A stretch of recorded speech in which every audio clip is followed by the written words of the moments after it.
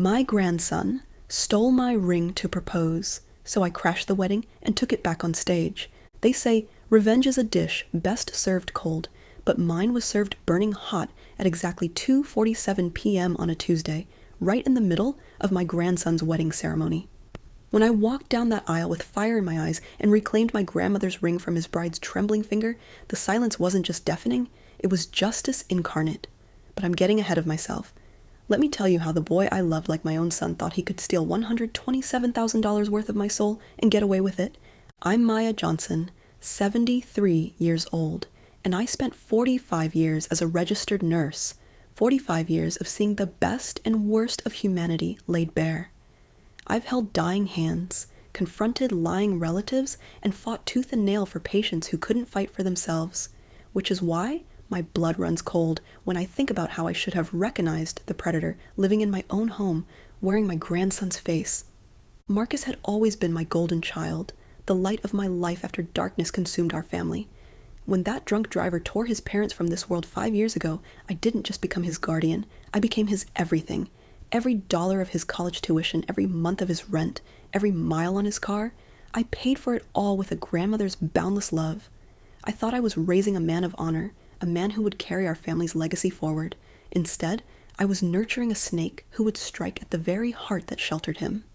The discovery came like a physical blow to my chest. I was searching for my pearl earrings for Sunday service when I opened my jewelry box and felt the world tilt beneath my feet. My grandmother's ring was gone, that breathtaking 1920s Art Deco masterpiece with its 2-carat diamond surrounded by sapphires like tears of joy. 4 generations of Johnson women had worn that ring, each one passing down not just jewelry, but a legacy of love, strength, and unbreakable bonds. The matching necklace had vanished too, along with pieces that held my mother's memory, my history, my very identity. I sat on my bed, staring at those empty velvet compartments like graves, feeling something die inside me. This wasn't a random burglary. Every other valuable in my home sat untouched. Only someone who knew me intimately, someone who had studied my habits and exploited my trust, could have executed such a surgical theft. Someone who knew exactly where I kept the treasures of my heart. Someone I would have died to protect. The realization hit me like a sledgehammer to the soul. Marcus had been here just 3 days ago, insisting with such loving concern that I rest while he organized things for me. I'd been so grateful for his help, so touched by his devotion, never suspecting that behind those caring eyes was a predator cataloging my vulnerabilities, planning his betrayal with the precision of a surgeon and the heart of a thief. Chapter 2. The Knife Twist of Betrayal. I called Marcus immediately, my nursing training the only thing keeping my voice steady as rage built like a volcano in my chest. Marcus, honey, I need to ask you something that's breaking my heart. Have you seen my grandmother's ring? It's missing from my jewelry box, and I'm terrified something's happened to it. The pause that followed lasted an eternity, long enough for me to hear the death of every beautiful memory we'd shared. When he finally spoke, his voice carried that calculated tone I'd learned to recognize in 45 years of dealing with guilt-ridden patients and their lying families. Ring? What ring, Grandma Maya? You have so many pieces of jewelry. Maybe you're just confused. The casual dismissal felt like a slap across my face. The Art Deco ring with the diamond and sapphires, Marcus. The one I've shown you dozens of times. The one I cradled in my hands while telling you stories about your great-great-grandmother. The one I promised would be yours when you found true love. I paused, letting the weight of that broken promise settle between us. It's worth about $40,000, Marcus, along with the matching necklace and several other pieces that seem to have vanished like ghosts. Grandma, you're being paranoid. Maybe you moved them somewhere safer and just forgot. You know how you've been lately with your memory. It's not what it used to be. Those words hit me like poison arrows, each one designed to wound and weaken. That's when I knew, with absolute certainty, that the boy I'd raised, loved, and sacrificed for was not just a thief. He was a psychological terrorist, trying to convince me that my own mind was the enemy. He'd forgotten one crucial fact about me. I'd spent decades navigating hospital politics, dealing with manipulative patients and their scheming families. I could smell deception from across a crowded emergency room. My memory is crystal clear, Marcus. sharp as a scalpel and twice as deadly when someone tries to use it against me. I'm giving you one chance, one final opportunity to tell me the truth and return what you've stolen. We can handle this as family if you show me the respect I deserve right now." "I don't know what you're talking about, Grandma. Maybe you should see Dr. Peterson about this paranoia. It's really concerning at your age." The line went dead. He'd hung up on me, the boy I loved like my own son, the child I'd held through nightmares and celebrated through triumphs. But Marcus had made a fatal error in judgment. He'd underestimated the woman who'd fought insurance companies and hospital administrators, who'd saved more lives than she could count, who'd built a comfortable retirement through sheer determination and razor-sharp intelligence. The war had begun, and he'd just declared it on the wrong warrior. The next morning, I drove to my bank with the focused determination of a woman who'd spent her life fighting for justice. I requested copies of all my account statements for the past 6 months, along with documentation of every safe deposit box visit. What I found didn't just confirm my worst fears, it revealed a betrayal so systematic, so calculated, that it took my breath away. 3 weeks ago, Marcus had accompanied me to the bank when I'd mentioned updating my will. He'd waited in the lobby like a patient predator while I accessed my safe deposit box. But I realized now he'd been watching, learning, planning. The bank's security cameras had recorded everything, including him memorizing my box number with the cold precision of a professional thief. I spread the financial documents across my dining room table like a general preparing for the battle of her life. There were unauthorized withdrawals from my savings account, small amounts designed to fly under my radar, but they added up to over $15,000 in the past 4 months. The timing coincided perfectly with Marcus's increased visits and his sudden ability to afford luxuries that should have been impossible on a graduate student's budget. Then I found the smoking gun that made my hands shake with rage. A credit card statement showing a $3,200 purchase at Tiffany & Co. 3 days after my jewelry disappeared. Marcus had opened a new credit card using my address as a reference, something I learned about when the welcome packet arrived in my mail. At the time, I'd assumed it was an innocent mistake and thrown it away. Now I realized it was part of a master plan that had been months in the making. I photographed everything with my phone, a skill my grandniece had taught me, though she'd never imagined I'd use it to document a family member's crimes. Each piece of evidence was meticulously organized and dated, building a case that would be absolutely impossible to refute. The hardest part wasn't just accepting the theft, it was realizing that this represented a systematic campaign of psychological warfare. Marcus had been studying my routines, my finances, my deepest vulnerabilities for months. He'd turned my unconditional love into a weapon against me, using my trust as a roadmap to my destruction. But he'd forgotten that I'd spent my career building ironclad cases, documenting every detail for insurance companies and lawyers. When patients' families tried to blame hospitals for their loved ones' suffering, I knew how to construct evidence that would stand up in any court in America. Patricia Williams answered on the first ring, her voice carrying the same strength that had made her legendary in courtrooms across the city. 20 years ago, she'd been a scrappy public defender, fighting for the powerless. Now, she ran the most respected elder law practice in the state. "Maya, I'm so deeply sorry this is happening to you," she said, after reviewing my meticulously documented evidence. "But your documentation is absolutely flawless. Most victims don't have even a tenth of this proof." "Documentation was my religion as a nurse," I replied, spreading the photographs across her mahogany conference table like battle plans. "Every detail matters when someone's life is on the line. What's our next move?" "We need more evidence before we can involve the police effectively." She handed me a business card with the reverence of someone passing along a sacred weapon. "Janet Rodriguez. She's the finest financial crimes investigator in the city.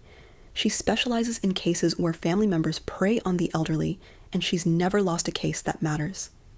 Janet's office felt like a war room designed by someone who understood that justice required both strategy and righteous fury. Charts, photographs, and case files covered every surface, each one representing a battle won against those who prey on the vulnerable. She was a compact woman with laser-sharp eyes that reminded me of the toughest ER nurses I'd ever known, the ones who would walk through hell to save a patient. Your grandson is either incredibly stupid or dangerously arrogant, Janet said, with the bluntness of someone who'd seen too many families destroyed by greed. Probably both. That makes him easier to catch, but family cases get ugly in ways that will test your soul. Are you prepared to destroy this relationship permanently? I thought about his voice on the phone, trying to convince me that my own mind was failing, attempting to gaslight me into believing I was losing my sanity. He destroyed it first when he decided to treat me like a confused old woman instead of the fierce warrior who raised him. I'm seeing this through to the bitter end. Good, because what I found will both vindicate you and break your heart. Janet pulled out a thick folder with the solemnity of someone delivering a terminal diagnosis. He's been planning the systematic theft for almost 2 years. Bank records show he's been photographing your financial documents during visits, studying your habits, building a complete profile of your assets. He's also been telling friends and acquaintances that you're developing dementia, laying the groundwork to challenge your mental competency if you ever caught him. The manipulation was breathtaking in its scope and cruelty, designed not just to rob me of money, but to destroy my confidence in my own mind. How much has he stolen in total? Conservative estimate? $127,000. But Maya, this isn't just theft. It's psychological warfare designed to make you question your own sanity. He's been systematically undermining your sense of reality while robbing you blind. Janet's plan was brilliant in its simplicity and devastating in its effectiveness. We're going to give him exactly what he wants, access to even more of your assets, but this time we'll be watching every single move he makes. Hidden cameras went into my house, positioned with the precision of a military operation. We created a fake will document suggesting I'd leave Marcus everything, placed strategically where he'd find it during his next visit. Act vulnerable, Janet instructed, with the intensity of a coach preparing an athlete for the Olympics. Let him think his psychological manipulation is working perfectly. When Marcus arrived for his weekly visit, I forced myself to play the confused, vulnerable grandmother he desperately wanted me to be. It nearly killed me to see the satisfaction in his eyes when I said, "You know what, honey? You're absolutely right about the jewelry. I've been forgetting things lately. Maybe I did move those pieces somewhere safer and just can't remember." His face didn't just light up, it practically glowed with triumph. Not relief that I was okay, not comfort that we'd resolved a misunderstanding, but pure, unadulterated satisfaction that his manipulation was succeeding.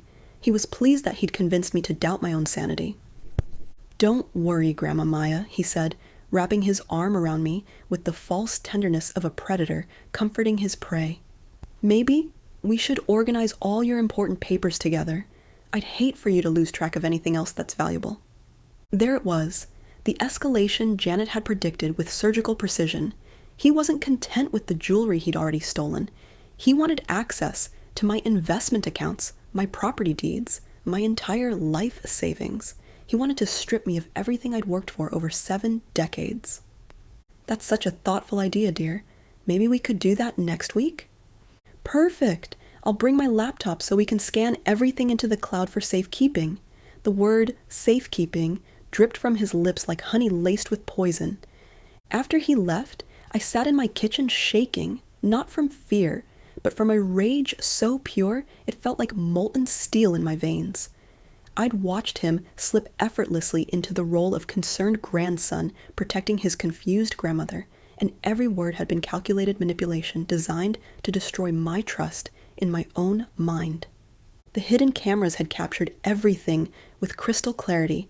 Marcus checking my mail when he thought I wasn't looking, photographing financial documents with the efficiency of a professional spy, even testing the locked drawer where I kept my most important papers.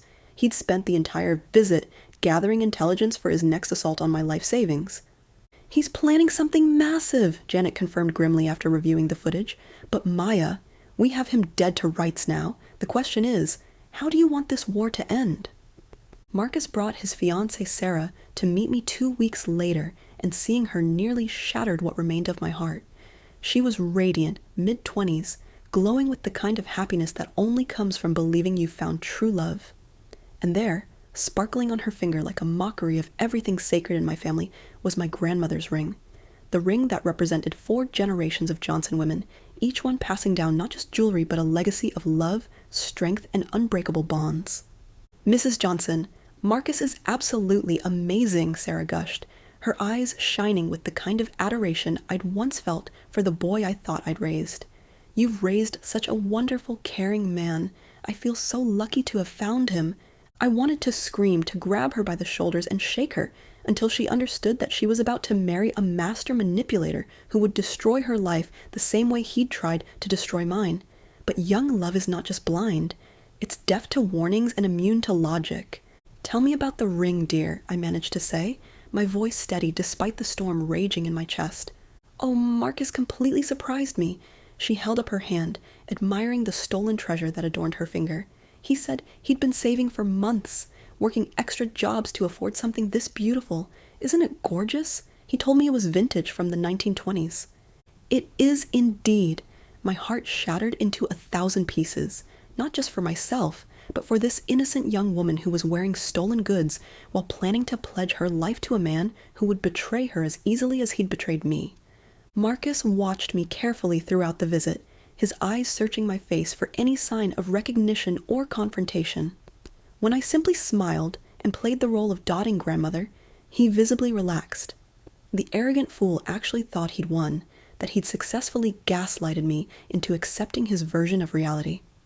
"We're getting married next month at the Botanical Gardens," Sarah announced, with the joy of someone who believed she was about to begin the happiest chapter of her life. "I really hope you'll come, Mrs. Johnson. It would mean so much to have Marcus's family there." "I wouldn't miss it for the world, dear," I replied, and the truth of those words rang like a bell in my chest. I would indeed be there, but not as the confused old woman Marcus expected. I would be there as an avenging angel, ready to expose his crimes and save this innocent girl from the biggest mistake of her life. That night, I called Janet with the wedding details, my voice filled with the kind of determination that had carried me through 45 years of fighting for my patients. "Perfect," she said, and I could hear the satisfaction in her voice. "By then, we'll have our complete case assembled. Maya, it's time to discuss how this ends. We could pursue criminal charges quietly, file civil suits, or—" She paused dramatically. "We could choose public justice." "What exactly does that mean?" "We confront him publicly at the wedding, expose his crimes to everyone who matters to him, and recover your property simultaneously.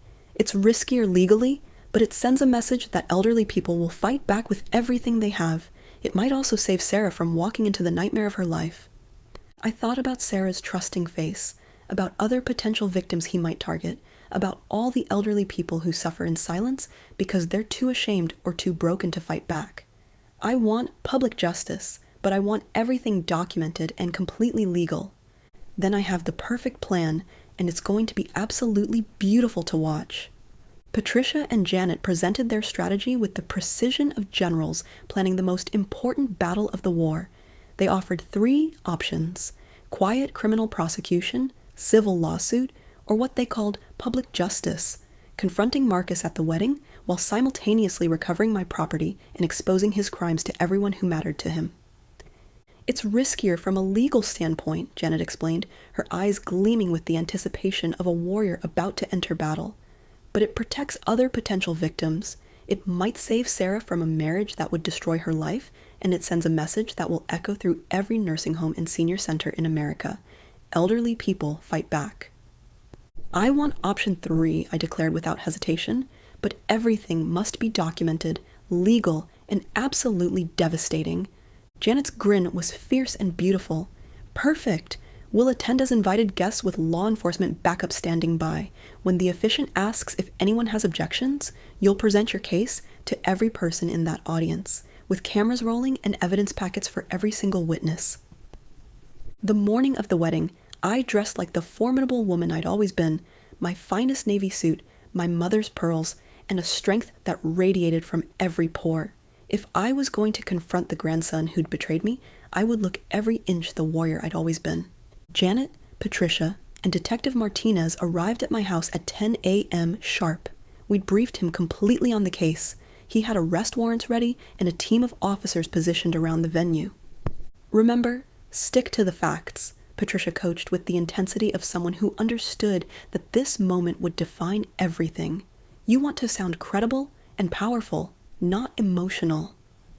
I've been preparing for this confrontation for 2 months, I replied, my voice steady as steel. I know exactly what I'm going to say, and every word will be the truth. The botanical gardens looked like something from a fairy tale, decorated in white roses and baby's breath. About 50 guests were in attendance, mostly young friends and colleagues who knew me only as Marcus's beloved grandmother, the woman who'd sacrificed everything for his success. The documentary film crew Janet had arranged was positioned discreetly, posing as wedding videographers hired by the happy couple. Sarah looked absolutely radiant in her wedding dress, my grandmother's ring catching the afternoon sunlight like a beacon of stolen beauty. Marcus stood at the altar in his rented tuxedo, waving cheerfully when he spotted me in the audience. The arrogant fool had no idea that he'd just waved at the architect of his own destruction. When Reverend Thompson reached those traditional words about objections, I rose slowly from my seat, my movement as deliberate and powerful as a queen ascending her throne.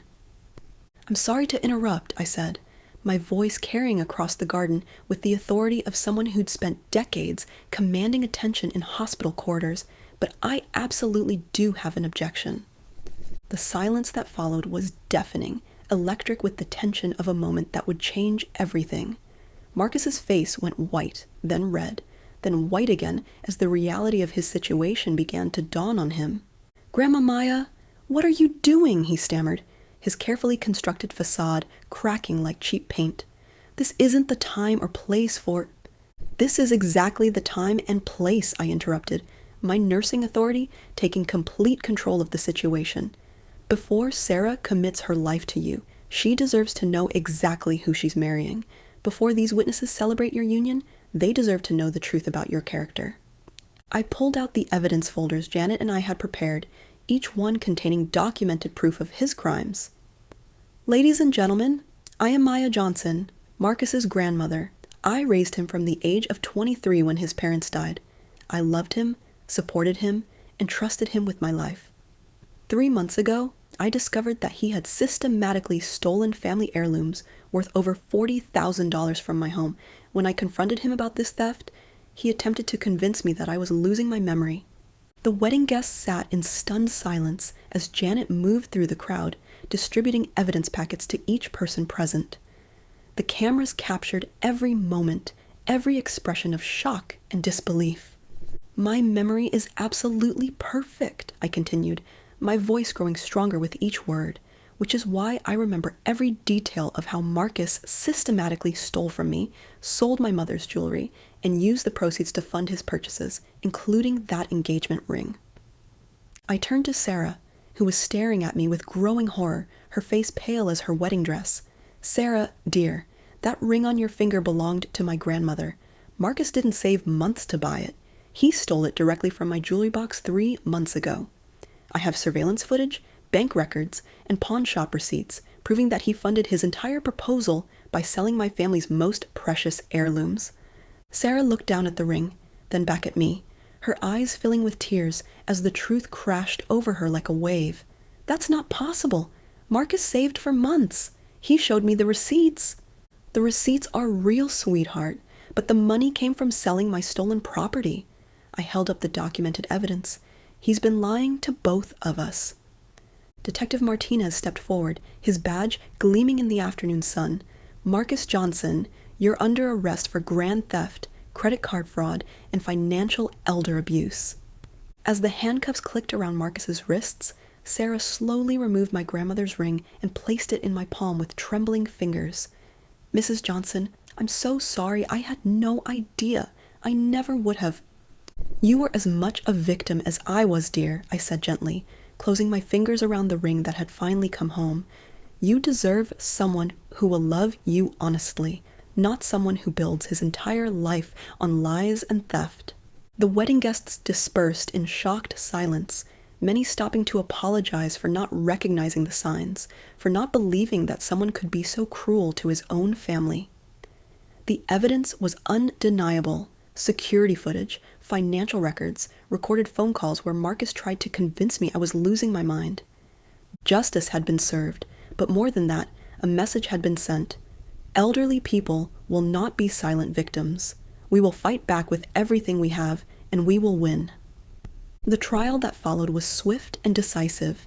Patricia's presentation was surgical in its precision and devastating in its completeness. Our documentation was so overwhelming that Marcus's defense attorney could barely mount a coherent argument.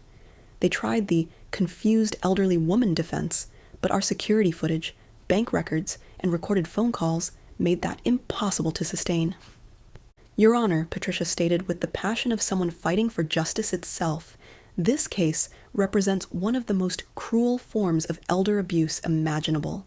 The defendant didn't just steal money and property, he systematically undermined his grandmother's confidence in her own mental faculties. He used her love against her, turned her trust into a weapon, and tried to convince her that her own mind was failing when she discovered his crimes. Marcus received 3 years in prison and full restitution orders. But more important than the legal victory was the media attention our case generated. The story of the grandmother who crashed her grandson's wedding to expose his crimes became a viral sensation, inspiring elderly people across the country to speak up about their own experiences with family financial abuse. With my recovered assets and newfound purpose, I established the Eunice Johnson Foundation, named after my grandmother, whose ring had started this entire journey. The foundation provides legal aid, emotional support, and practical resources to elderly people who've been victimized by family members. Patricia joined our board of directors, Detective Martinez became our law enforcement advisor, and we began creating educational programs that would prevent other families from experiencing our pain. Maya, you've transformed your worst nightmare into something that's helping hundreds of people, Patricia observed as we reviewed our first year's impact. We'd recovered over $2 million in stolen assets for victims and had reached thousands of elderly people through our educational programs.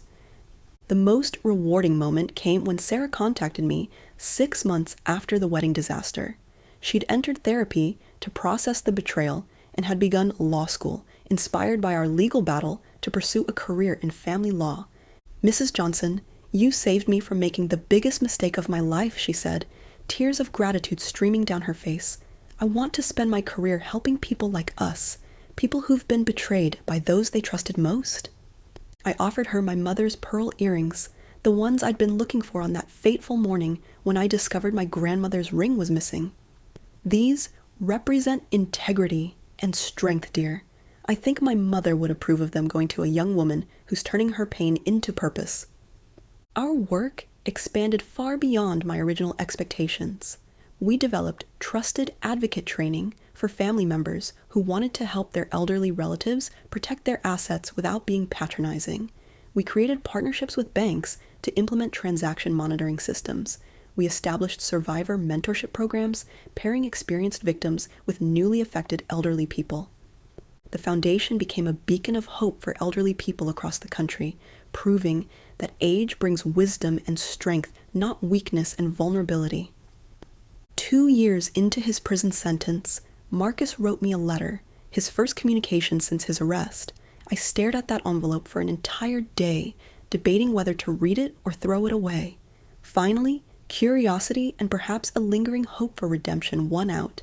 Dear Grandma Maya, it began, I know I don't deserve your forgiveness, and I'm not writing to ask for it. I want you to know that I finally understand the full scope of what I did to you. Prison has stripped away all my excuses and forced me to confront the monster I became. The letter continued for several pages, detailing his psychological journey from entitled college student to manipulative thief.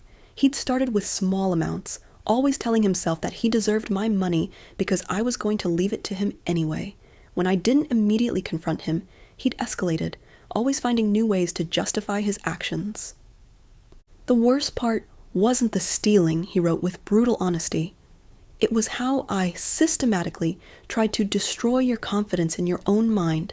I turned you into a stereotype, a confused old woman, so I could justify robbing you blind.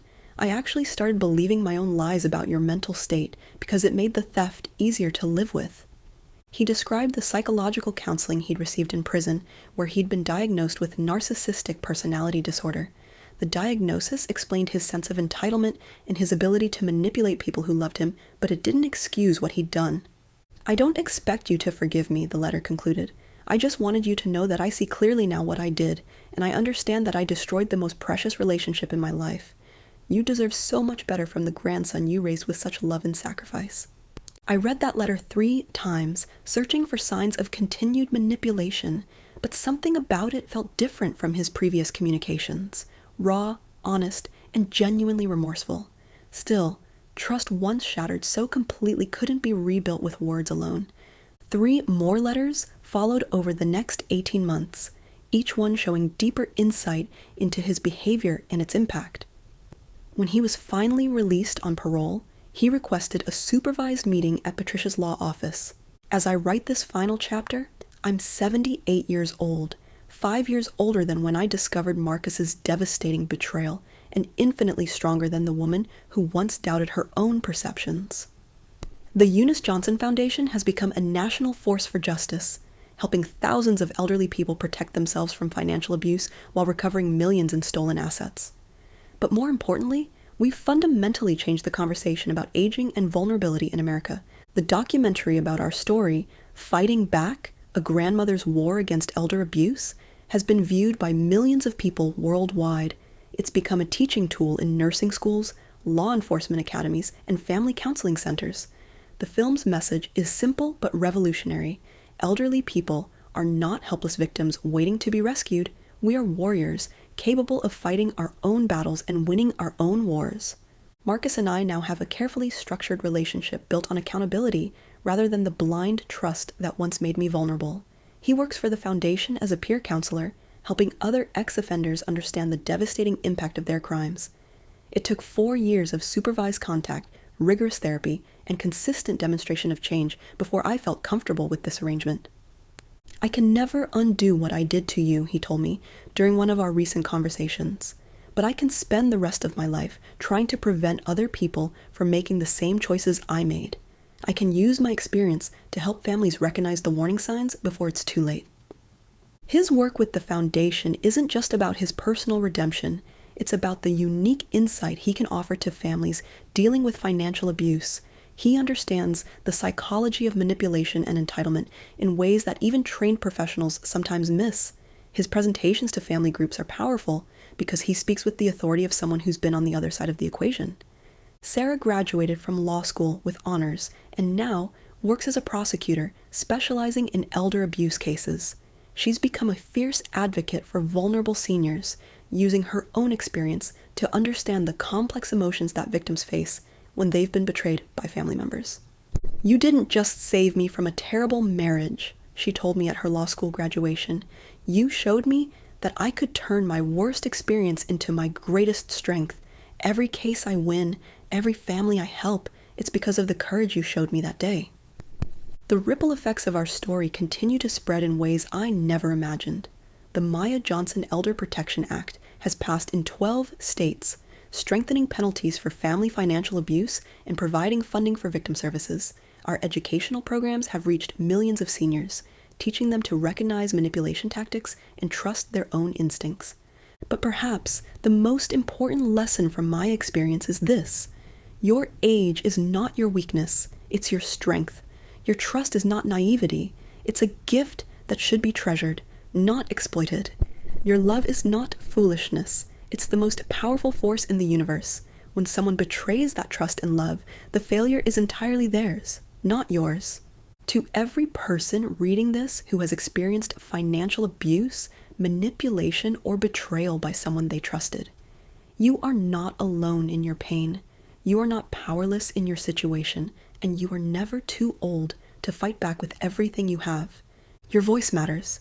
Your experience matters. Your justice matters. Stand up. Fight back. You are so much stronger than they think you are. The war against elder abuse continues, but we are winning. One battle, one victim, one family at a time. Join us. Your story matters, and together we are unstoppable.